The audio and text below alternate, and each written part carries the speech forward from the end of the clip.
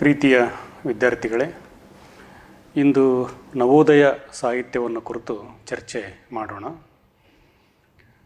ನವೋದಯ ಸಾಹಿತ್ಯ ಅನ್ನುವಂಥದ್ದು ಹೊಸಗನ್ನಡ ಸಾಹಿತ್ಯದ ಭಾಳ ಮಹತ್ವವಾಗಿರುವಂಥ ಕಾಲಘಟ್ಟ. ಯಾಕೆ ಭಾಳ ಮಹತ್ವವಾಗಿರುವಂಥ ಕಾಲಘಟ್ಟ ಅಂದರೆ, ಈ ಸಂದರ್ಭದಲ್ಲಿ ಅನೇಕ ಬಗೆಯ ಪ್ರಯೋಗಗಳು ನಡೆದವು. ಅದು ಕಾದಂಬರಿ ರಚನೆ ಇರ್ಬೋದು, ಸಣ್ಣ ಕಥೆಗಳ ರಚನೆ ಇರ್ಬೋದು, ಭಾವಗೀತೆಗಳ ರಚನೆ ಇರ್ಬೋದು, ಜೀವನ ಚರಿತ್ರೆಗಳ ರಚನೆ ಇರ್ಬೋದು, ಲಲಿತ ಪ್ರಬಂಧಗಳ ರಚನೆ ಇರ್ಬೋದು. ಇವೆಲ್ಲವೂ ಹೊಸ ಬಗೆಯಲ್ಲಿ ರಚನೆಗೊಂಡಿರುವುದರಿಂದ ನಾವು ಇದನ್ನು ನವೋದಯ ಅಂತ ಕರಿತೀವಿ. 1920ರಿಂದ 1940ರವರೆಗಿನ ಕಾಲಘಟ್ಟವನ್ನು ನಾವು ತಾಂತ್ರಿಕವಾಗಿ ನವೋದಯ ಕಾಲಘಟ್ಟ ಅಂಥೇಳಿ ಗುರುತಿಸ್ತೀವಿ. ಈ ನವೋದಯ ಅನ್ನುವ ಪದವನ್ನು ನಮ್ಮ ಕನ್ನಡಕ್ಕೆ ಕೊಟ್ಟಿರ್ತಕ್ಕಂಥವರು ರಾಷ್ಟ್ರಕವಿ ಕುವೆಂಪು ಅವರು. ಈ ಪದವನ್ನು ಸೂಚಿಸಲಿಕ್ಕೆ ಮುಖ್ಯ ಕಾರಣ ಏನು ಅಂತಂದರೆ, 19ನೇ ಶತಮಾನದಕ್ಕಿಂತ ಪೂರ್ವದಲ್ಲಿ ಸಾಹಿತ್ಯ ಏನನ್ನು ಚಿಂತನೆ ಮಾಡ್ತಾ ಇತ್ತು, ಯೋಚನೆ ಮಾಡ್ತಾ ಇತ್ತು, ಅದಕ್ಕಿಂತಲೂ ಭಿನ್ನವಾಗಿ ಹೊಸದಾಗಿ ಈ ಕಾಲಘಟ್ಟದ ಲೇಖಕರು ಯೋಚನೆ ಮಾಡ್ತಾಯಿದ್ರು. ಆದ್ದರಿಂದ ಕುವೆಂಪು ಇದನ್ನು ನವೋದಯ ಅಂಥೇಳಿ ಕರೆದರು. ನವ ಅಂತಂದರೆ ಹೊಸದು ಅಂತ, ಉದಯ ಅಂದರೆ ಹೊಸದರ ಒಂದು ಉದಯ ಈ ಸಂದರ್ಭದಲ್ಲಿ ಆಯಿತು. ಈ ಉದಾಹರಣೆಗೆ ಮಹಾಕಾವ್ಯಗಳು ನಮ್ಮಲ್ಲಿ ಭಾಳ ಪ್ರಮುಖವಾಗಿ ರಚನೆ ಆಗ್ತಾಯಿತ್ತು. ಮಹಾಕಾವ್ಯಗಳು ಕೂಡ ಜೀವನದ ಒಂದು ಸಂಕಥನಗಳನ್ನು ಕಟ್ತಾಯಿತ್ತು. ಅದೇ ಥರದ ಒಂದು ಸಂಕಥನವನ್ನು 1920ರ ಸಂದರ್ಭದಲ್ಲಿ ಕಾದಂಬರಿಗಳು ಕಟ್ಟಿಕೊಟ್ಟವು. ಮಹಾಕಾವ್ಯ ಮತ್ತು ಕಾದಂಬರಿಗೆ ಒಂದು ತಾಂತ್ರಿಕವಾಗಿ ವ್ಯತ್ಯಾಸ ಇದ್ದರೆ, ಆದರೆ ಅದರ ಒಂದು ಬದುಕಿನ ವಿನ್ಯಾಸ ಒಂದೇ ಥರ ಇರುವಂಥದ್ದು. ಅಂದರೆ ಕಾದಂಬರಿ ಅನ್ನುವಂಥ ಒಂದು ಹೊಸ ಪ್ರಯೋಗ ಅದು ಹೊಸದು, ಆದ್ದರಿಂದ ಅದು ನವ ಉದಯ. ಕಾದಂಬರಿ ಒಂದು ಕಾಲಘಟ್ಟದಲ್ಲಿ ಚಾರಿತ್ರಿಕವಾಗಿ, ಭೌಗೋಳಿಕವಾಗಿ ಪುನರುತ್ಥಾನಗೊಳ್ಳುವ ಮನುಷ್ಯನ ವಿವಿಧ ವಿನ್ಯಾಸಗಳನ್ನು ಅದು ಕಟ್ಟಿಕೊಡ್ತಾ ಇತ್ತು. ಈ ಒಂದು ಮಾದರಿ ಅಂದರೆ ಬದುಕನ್ನು ಹೊಸ ಬಗೆಯಲ್ಲಿ, ಹೊಸ ಲಯದಲ್ಲಿ, ಹೊಸ ಭಾಷೆಯಲ್ಲಿ ಕಟ್ಟಿಕೊಡುವಂಥ ಒಂದು ಕ್ರಮ ಈ ಸಂದರ್ಭದಲ್ಲಿ ಆಯಿತು. ಅದು ಸಣ್ಣ ಕಥೆಯಲ್ಲಿ ಕೂಡ ಇದನ್ನು ಮಾಸ್ತಿಯವರು ಪ್ರಯೋಗ ಮಾಡಿದರು. ಕುವೆಂಪು ಅವರು ಜೀವನ ಚರಿತ್ರೆ ಬರೆಯುವುದರ ಮೂಲಕ ಇದನ್ನು ಪ್ರಯೋಗ ಮಾಡಿದರು. ನಾಟಕಗಳನ್ನು ಬರೆಯುವುದರ ಮೂಲಕ ಪ್ರಯೋಗ ಮಾಡಿದರು. ಬೇಂದ್ರೆಯವರು ಭಾವಗೀತೆಗಳನ್ನು ಬರೆಯುವುದರ ಮೂಲಕ ಪ್ರಯೋಗ ಮಾಡಿದರು. ಆದ್ದರಿಂದ ಇದು ನವೋದಯ ಅಂತ. ಈ ನವೋದಯ ಅನ್ನೋದಕ್ಕೆ ಒಂದು ಭದ್ರ ಬುನಾದಿಯನ್ನು ಹಾಕಿರ್ತಕ್ಕಂಥವರು BM ಶ್ರೀಕಂಠಯ್ಯನವರು. 1921ರಲ್ಲಿ ಅವರು ಇಂಗ್ಲಿಷ್ ಗೀತೆಗಳು ಅನ್ನುವಂಥ ಕೃತಿಯನ್ನು ಪ್ರಕಟ ಮಾಡಿದರು. ಈ ಕೃತಿಯಲ್ಲಿ ಈಗಾಗಲೇ ಇಂಗ್ಲೀಷ್ ಸಾಹಿತ್ಯದಲ್ಲಿ ಬಂದು ಹೋಗಿರತಕ್ಕಂತಹ ಏನು ಹೊಸ ಹೊಸ ವಿಚಾರಗಳು ಮತ್ತು ಹೊಸ ಹೊಸ ಭಾವನೆಗಳು, ಹೊಸ ಹೊಸ ಬದುಕಿನ ವಿಪ್ಲವಗಳು, ಸಂಘರ್ಷಗಳು, ಬದುಕಿನ ಬೇರೆ ಬಗೆಯ ಸಂಕಟಗಳು, ಇವುಗಳನ್ನೆಲ್ಲ ಒಳಗೊಂಡಿರುವಂತಹ ಒಂದು ಭಾವಗೀತೆ ಅನ್ನುವ ಪ್ರಕಾರ ಈಗಾಗಲೇ ರಚನೆಯಾಗಿ ಅದು ಪ್ರಸಿದ್ಧಿಯನ್ನು ಕೂಡ ಇಂಗ್ಲೆಂಡ್ ದೇಶದಲ್ಲಿ ಪಡೆದಿತ್ತು. ಅಲ್ಲಿ ರಚನೆಯಾಗಿರ್ತಕ್ಕಂತಹ ವರ್ಡ್ಸ್ವರ್ತ್ ಇರ್ಬೋದು, ಶೆಲ್ಲಿ ಇರ್ಬೋದು, ಬೈರನ್ ಇರ್ಬೋದು, ಇವರ ಕೆಲವು ಕವಿತೆಗಳನ್ನು ನಮ್ಮ BM ಶ್ರೀಕಂಠಯ್ಯನವರು ಕನ್ನಡಕ್ಕೆ ತಂದರು. ಈ ಕನ್ನಡಕ್ಕೆ ತಂದಿರತಕ್ಕಂಥ ಈ ಭಾವಗೀತೆಗಳು ನಮ್ಮ ಕನ್ನಡ ಕಾವ್ಯ ಪರಂಪರೆಯ ಮೇಲೆ ಬಹಳ ದಟ್ಟವಾಗಿರ್ತಕ್ಕಂಥ ಪ್ರಭಾವ ಬೀರಿದರು.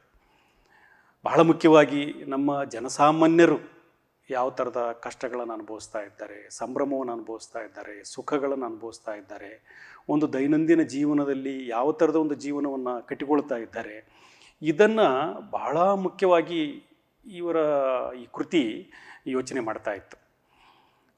ಆ ಯೋಚನೆಗಳನ್ನು, ಆ ಭಾಷಿಕ ಲಯವನ್ನು, ಆ ಭಾಷಿಕ ವಿನ್ಯಾಸವನ್ನು, ಬದುಕಿನ ವಿನ್ಯಾಸವನ್ನು ನಮ್ಮ ನವೋದಯದ ಲೇಖಕರು ಅನುಸರಿಸಿದರು ಅಂದರೆ ಅದನ್ನು ಯಥಾವತ್ತಾಗಿ ಪ್ರತಿಬಿಂಬಿಸಿದರು ಅಂತಲ್ಲ, ಒಂದು ಹೊಸ ಬಗೆಯ ಸೃಷ್ಟಿಯಲ್ಲಿ ತೊಡಿಕೊಂಡ್ರು. ನೀವು ಪುತಿನ್ ಅವರ ಕಾವ್ಯವನ್ನು ನಾವು ಗಮನಿಸಿದರೆ, ಬೇಂದ್ರೆಯವರ ಕಾವ್ಯವನ್ನು ಗಮನಿಸಿದರೆ, ವಿಕ್ರು ಗೋಕಾಕ್ ಅವರ ಕಾವ್ಯವನ್ನು ಗಮನಿಸಿದರೆ, ನಮ್ಮ ಕುವೆಂಪು ಅವರ ಕಾವ್ಯವನ್ನು ಗಮನಿಸಿದರೆ ಹೇಗೆ ಒಂದು ಹೊಸಬಗೆಯಲ್ಲಿ ಒಂದು ಕಾವ್ಯ ರಚನೆ ಇತ್ತು ಅನ್ನುವಂಥದ್ದು ನಮಗೆ ಗೊತ್ತಾಗುತ್ತೆ. ಇದೇ ಸಂದರ್ಭದಲ್ಲಿ ಬಿ ಎಂ ಶ್ರೀಕಂಠಯ್ಯನವರು ಮಾತು ತಲೆ ಎತ್ತುವ ಬಗೆ ಅನ್ನುವಂಥ ಒಂದು ಲೇಖನವನ್ನು ಬರೆದರು. ಈ ಲೇಖನ ಏನನ್ನು ಹೇಳ್ತಾ ಇತ್ತು ಅಂತಂದರೆ, ಒಂದು ಕನ್ನಡ ಸಂಸ್ಕೃತಿಯಲ್ಲ, ಒಂದು ಕನ್ನಡ ಜನಾಂಗವನ್ನು ಒಂದು ಸಾಹಿತ್ಯ ಮುಖೇನ ನಾವು ಹೇಗೆ ವಿಕಾಸಗೊಳಿಸಬಹುದು, ಆ ವಿಕಾಸಗೊಳಿಸುವುದರ ಮೂಲಕ ಒಂದು ಪ್ರಾದೇಶಿಕ ಅನನ್ಯತೆಯನ್ನು, ಜನರ ಅಸ್ಮಿತೆಯನ್ನು ಸಾಹಿತ್ಯದಲ್ಲಿ ಹೇಗೆ ಕಟ್ಟಬಹುದು ಅನ್ನುವಂಥ ಒಂದು ಆಳವಾದ ಚಿಂತನೆಯನ್ನು ಆ ಲೇಖನ ಮಾಡ್ತಾ ಇತ್ತು. ಹೀಗಾಗಿ ಈ ಲೇಖನ ನಮ್ಮ ನವೋದಯ ಲೇಖಕರಲ್ಲಿ ಒಂದು ದೊಡ್ಡ ಜಾಗೃತಿಯನ್ನು ಉಂಟು ಮಾಡಿತು, ಒಂದು ಸಂಘಟನೆಯನ್ನು ಉಂಟು ಮಾಡಿತು. ಜೊತೆಗೆ ಒಂದು ಹೊಸ ಬಗೆಯಲ್ಲಿ ಸಾಹಿತ್ಯವನ್ನು ಕುರಿತು ಚಿಂತನೆ ಮಾಡಲಿಕ್ಕೆ ಅದು ದಾರಿ ಮಾಡಿಕೊಟ್ಟಿತು. ಆದ್ದರಿಂದ ಈ ಲೇಖನ ನವೋದಯ ಸಂದರ್ಭದಲ್ಲಿ ಬಹಳ ಮುಖ್ಯವಾಗಿರ್ತಕ್ಕಂಥದ್ದು ಮತ್ತು ನಾವೆಲ್ಲರೂ ಓದಲೇಬೇಕಾಗಿರ್ತಕ್ಕಂಥ ಒಂದು ಲೇಖನ ಇದು. ಅಂದರೆ ಒಂದು ಪ್ರಾದೇಶಿಕತೆ ಅನ್ನುವಂಥದ್ದು ಒಂದು ರಾಷ್ಟ್ರೀಯತೆಗೆ ಹೇಗೆ ಮುಖಾಮುಖಿ ಆಗಬೇಕು, ಒಂದು ರಾಷ್ಟ್ರಕ್ಕೆ ಹೇಗೆ ಮುಖಾಮುಖಿ ಆಗಬೇಕು, ಒಂದು ಇಂಗ್ಲೀಷ್ ಭಾಷೆಗೆ ಹೇಗೆ ಮುಖಾಮುಖಿ ಆಗಬೇಕು, ಒಂದು ಹಿಂದಿ ಭಾಷೆಗೆ ಹೇಗೆ ಮುಖಾಮುಖಿ ಆಗಬೇಕು, ಮತ್ತು ನಮ್ಮ ಬದುಕಿನ ಸಾಧ್ಯತೆಗಳನ್ನು ನಾವು ಹೇಗೆ ಕಂಡುಕೊಳ್ತಾ ಹೋಗಬೇಕು, ಕಂಡುಕೊಳ್ಳುವುದರ ಮೂಲಕ ಒಂದು ಸಾಹಿತ್ಯದ ಬದ್ಧತೆಯನ್ನು, ಒಂದು ಸಂಸ್ಕೃತಿಯ ಬದ್ಧತೆಯನ್ನು ಹೇಗೆ ನಾವು ಕಾಪಿಟ್ಕೊಳ್ಳಬೇಕು ಅನ್ನೋದಕ್ಕೆ ಭಾಳ ಅತ್ಯುತ್ತಮವಾಗಿರ್ತಕ್ಕಂಥ ಒಂದು ಮಾದರಿಯನ್ನು ಈ ಲೇಖನ ನಮಗೆ ಹಾಕಿಕೊಟ್ಟಿತು. ಈ ಲೇಖನ ನವೋದಯ ಸಾಹಿತ್ಯ ಬೆಳೀಲಿಕ್ಕೆ, ನವೋದಯ ಸಾಹಿತ್ಯ ವಿಕಾಸಗೊಳ್ಳಲಿಕ್ಕೆ ಒಂದು ದಾರಿಯನ್ನು ಹಾಕಿಕೊಟ್ಟಿದ್ರು ಅಂದರೆ ತಪ್ಪಾಗಲಾರದು. ಈ ಸಂದರ್ಭದಲ್ಲಿ ಶಿವರಾಮ್ ಕಾರಂತರು ಬಹಳ ಮುಖ್ಯವಾಗಿರ್ತಕ್ಕಂತಹ ಜೀವನ ಸತ್ವವನ್ನು ಕುರಿತು, ಜೀವನ ಧ್ವನಿಗಳನ್ನು ಕುರಿತು ಅವರ ಕಾದಂಬರಿಗಳಲ್ಲಿ, ಅವರ ಗೀತನಾಟಕಗಳಲ್ಲಿ, ಕಥೆಗಳಲ್ಲಿ, ವಿಜ್ಞಾನ ಬರಹಗಳಲ್ಲಿ, ಕಲಾ ಬರಹಗಳಲ್ಲಿ, ಸಂಗೀತ ಬರಹಗಳಲ್ಲಿ, ಅಂದರೆ ಶಿವರಾಮ್ ಕಾರಂತರು ಒಂದು ಕನ್ನಡ ಸಾಧ್ಯತೆಗಳನ್ನು ವಿಶ್ವಾತ್ಮಕಗೊಳಿಸಿರ್ತಕ್ಕಂಥವ್ರು.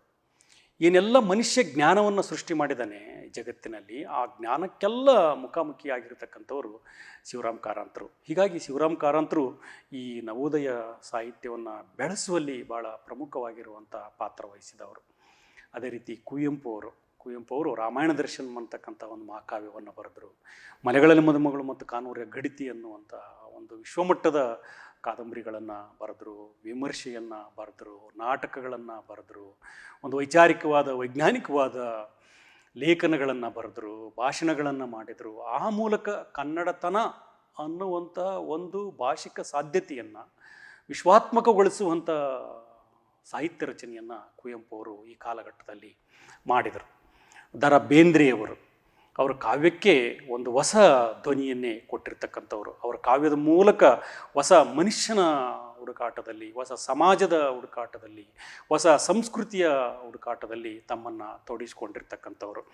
ಒಂದು ಕಾವ್ಯ ಅನ್ನುವಂಥದ್ದು ಬದುಕಿನ ಹಲವು ಸಾಧ್ಯತೆಗಳನ್ನು ಅರಗಿಸಿಕೊಂಡು ಒಂದು ಹೊಸ ಸಂಸ್ಕೃತಿಯನ್ನು ಹೇಗೆ ಸೃಷ್ಟಿ ಮಾಡಬಹುದು ಅನ್ನೋದಕ್ಕೆ ಅವರು ಒಂದು ಮಾದರಿಯಾಗಿ ಈ ಸಂದರ್ಭದಲ್ಲಿ ಬಂದರು. ಹಾಗೆ ಮಾಸ್ತಿಯವರು ಒಂದು ಸಣ್ಣ ಕತೆಗೆ ಒಂದು ದೊಡ್ಡ ಬುನಾದಿಯನ್ನು ಹಾಕಿಕೊಟ್ರು. ಅವರು ಜನಸಾಮಾನ್ಯರು ಬದುಕುವ ರೀತಿಗಳನ್ನು, ವಿನ್ಯಾಸಗಳನ್ನು, ಅವರ ಸಾಂಸಾರಿಕ ತಾಪತ್ರಯಗಳನ್ನು, ಸಾಮಾಜಿಕ ತಾಪತ್ರಯಗಳನ್ನು, ಅಂದರೆ ಈ ಎಲ್ಲ ಮನುಷ್ಯನ ಸಾಧ್ಯತೆಗಳನ್ನು ಈ ಲೇಖಕರು ನಮಗೆ ಕಟ್ಟಿಕೊಟ್ರು. ಆದ್ದರಿಂದ ನವೋದಯ ಸಾಹಿತ್ಯ ಅನ್ನುವಂಥದ್ದು ನಮ್ಮ ಸಾಹಿತ್ಯವನ್ನು ಸಮೃದ್ಧಿಗೊಳಿಸಿರ್ತಕ್ಕಂಥದ್ದು ಮತ್ತು ಒಂದು ಸಾಹಿತ್ಯ ರಚನೆಗೆ ಒಂದು ತಳಹದಿಯನ್ನು ಹಾಕಿರುವಂಥದ್ದು. ಆದ್ದರಿಂದ ಕನ್ನಡ ಸಾಹಿತ್ಯ ಪರಂಪರೆಯಲ್ಲಿ ನವೋದಯಕ್ಕೆ ಭಾಳ ಪ್ರಮುಖವಾಗಿರ್ತಕ್ಕಂಥ ಸ್ಥಾನ ಇದೆ.